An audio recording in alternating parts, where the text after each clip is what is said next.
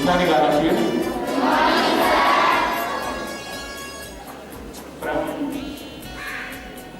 today's onwards, we are celebrating Bhasha Sangam Festival. We are in festival mode. Our government launched the concept of developing unity in diversity. Unity in diversity. We should respect each and every language in our country. That is our responsibility. Otherwise, it will lead a number of problems.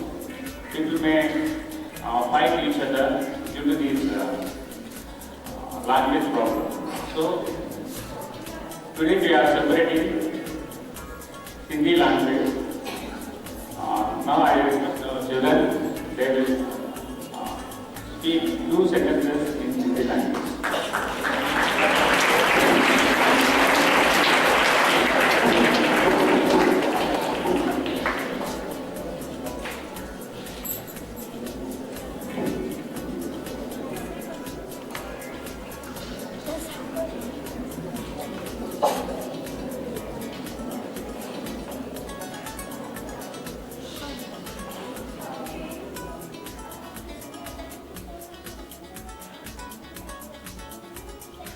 Hindi